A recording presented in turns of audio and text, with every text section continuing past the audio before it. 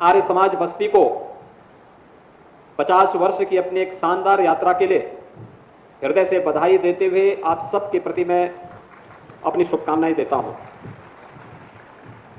मैं विशेष रूप से अभिनंदन करूंगा श्री ओम प्रकाश आर्य जी का और उनके परिवार के सभी सदस्यों का, उनके सभी सहयोगियों का, जो लगातार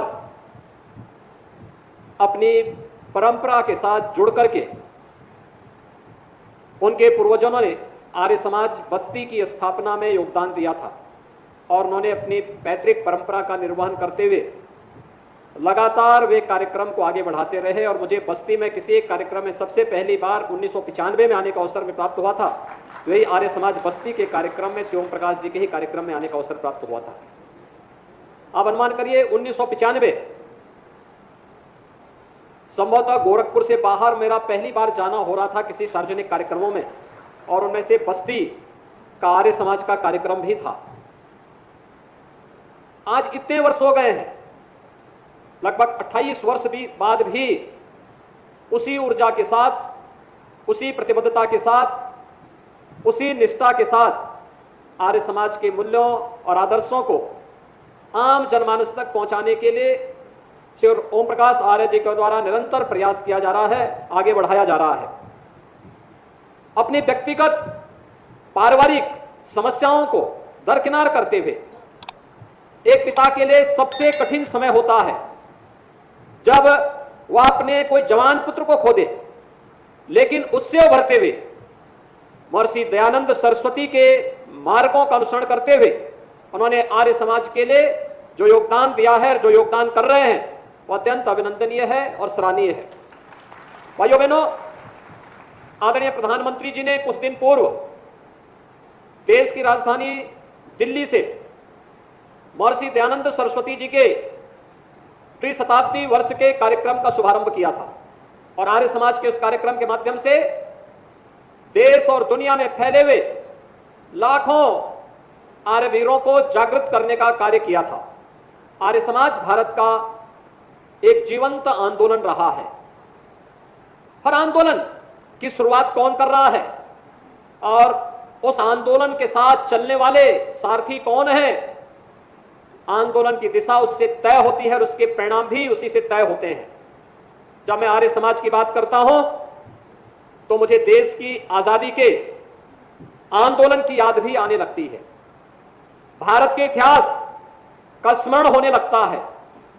हम जब आर्य समाज की बात करते हैं, एक उस कालखंड में निर्भीकता के साथ कार्य करना कितना कठिन रहा होगा जब ब्रिटिशर के द्वारा, अंग्रेजों के द्वारा भारत के अंदर तुष्टीकरण की नीतियों को थोपने का कार्य हो रहा होगा और तब आर्य समाज वैदिक धर्म की बात कर रहा हो, चारों वेदों की बात कर रहा हो। कितना कठिन रहा होगा एक तरफ मुगल कालखंड में हुए धर्मांतरण के अनैतिक कार्यों को और ब्रिटिश कालखंड में भी धर्मांतरण के अनैतिक कार्यों को जवाब घर वापसी के कार्यक्रम के माध्यम से जब आर्य समाज दे रहा होगा, कितना कठिन रहा होगा।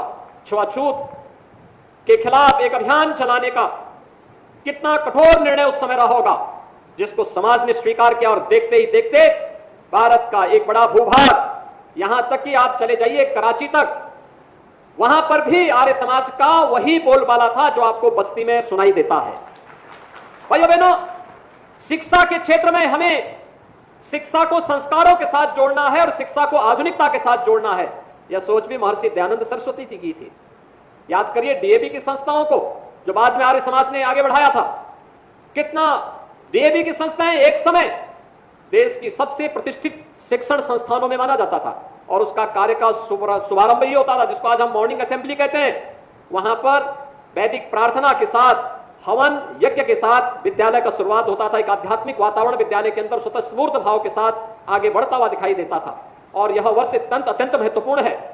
ऐसे युग दृष्टा ऋषि महर्षि दयानंद सरस्वती जी के 200वीं जयंती के कार्यक्रम के साथ पूरा भारत जुड़ रहा है, आर्य समाज के प्रणेता को नमन कर रहा है। तो दूसरी ओर आर्य समाज की स्थापना का भी अगले वर्ष से 150वां वर्ष प्रारंभ होने जा रहा है। 150 वर्षों की इस यात्रा में हमने क्या पाया को क्या खोया। अगर आप देखेंगे देश की आजादी की लड़ाई को, तो भाइयों बहनों कोई संदेह नहीं होना चाहिए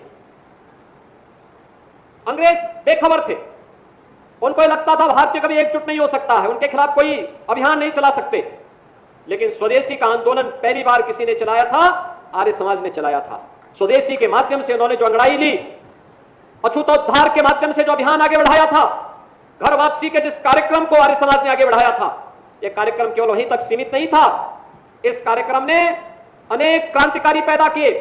याद करिए, काकोरी कांड के महानायक पंडित राम प्रसाद बिस्मिल, ये आर्य समाज की देन थी। आर्य समाज के एक प्रचारक के रूप में शाहजहांपुर में कार्य करते थे, और फिर देश की आजादी की लड़ाई को जब लड़ाई लेनी थी तो उन्होंने न केवल स्वयं बल्कि अपने साथ अस्फाउल्लाह खां को भी जोड़ा और ठाकुर रोशन सिंह को भी जोड़ करके इस लड़ाई को आगे बढ़ाने का कार्य किया था। उस समय का हर क्रांतिकारी आर्य समाज के साथ जुड़ करके गौरवान्वित महसूस करता था। और आज आर्य समाज जब एक और अपने संस्थापक की 200वीं जयंती द्विशताब्दी वर्ष के कार्यक्रम के साथ जुड़ रहा है, वहीं एक वर्ष के बाद आर्य समाज की स्थापना के 150 वर्ष भी पूरे होंगे, 150वां वर्ष भी प्रारंभ होगा। और स्थितियों में हम सबके सामने बहुत सारे मुद्दे होंगे जिन पर शोध करने की, जिसको वर्तमान पीढ़ी को बताए जाने की, और समाज की जुड़ी हुई उन तमाम समस्याओं के समाधान का रास्ता भी उस शोध के माध्यम से, उस अध्ययन के माध्यम से अब सब हम सबके सामने अपने आप ही आती हुई दिखाई देंगे। जो ज्वलंत समस्याएं हमारे सामने गाये बगाए आ जाती हैं, उन सब का समाधान भी हमारे सामने आएगा, और मुझे लगता है उस पर व्यापक कार्य किए जाने की आवश्यकता है। मैं आर्य समाज का आह्वान करूंगा कि भी से तैयारी करें। आर्य वीर दल तो अपने कार्यक्रम को आगे बढ़ाएगा ही, लेकिन साथ साथ इन बातों को लेकर के कि महर्षि दयानंद सरस्वती ने उस कालखंड में जो बातें कही थी, घर वापसी का जो अभियान प्रारंभ किया था आर्य समाज ने, अछूतोद्धार के लिए जो कार्यक्रम आगे बढ़ाया था, वैदिक धर्म की पुनर्स्थापना के लिए जो व्यापक अभियान चलाया था, और आधुनिक लेकिन संस्कार युक्त शिक्षा के लिए जो उनका अभिनव प्रयास था, जिसने भारत को एक सुदृढ़ नींव दी, स्वतंत्र भारत को एक सुदृढ़ नींव दी थी, उस अभियान को हम आगे बढ़ा सकेंगे। इस विश्वास के साथ मैं ओम प्रकाश जी को और उनकी पूरी टीम को आर्य समाज बस्ती के स्वर्ण जयंती कार्यक्रम के अवसर पर हृदय से बधाई देता हूं।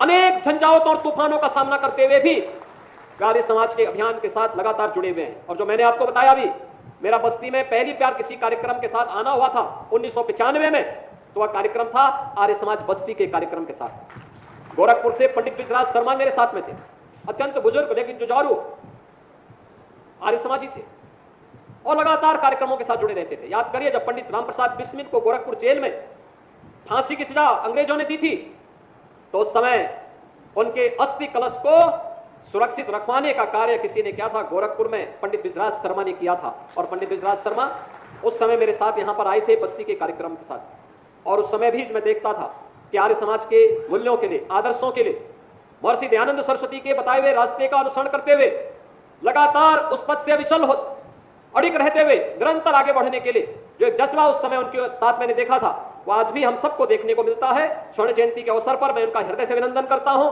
आर्य समाज से जुड़े हुए सभी स्वयंसेवकों को, सभी कार्यकर्ताओं को, सभी पदाधिकारियों को मैं इस अवसर पर बधाई देता हूं और विश्वास व्यक्त करता हूं कि 200 वर्षों की महर्षि दयानंद सरस्वती की जन्म शताब्दी, द्विशताब्दी के इस कार्यक्रम को हम जहां भव्यता के साथ और मूल्यों और आदर्शों की स्थापना के लिए आगे बढ़ाएं, वहीं आर्य समाज की स्थापना के भी जो अगले वर्ष से तिथि प्रारंभ होगी, इन सभी कार्यक्रमों को पूरी मजबूती के साथ आगे बढ़ाने के लिए हम सबको मिलकर के कार्य करना होगा। मैं इस संबंध में राज्य शासन की ओर से आप सबको सभी रचनात्मक कार्यक्रमों में भरपूर सहयोग का आश्वासन देते हुए आप सबको बधाई देता हूं, शुभकामनाएं देता हूं। धन्यवाद।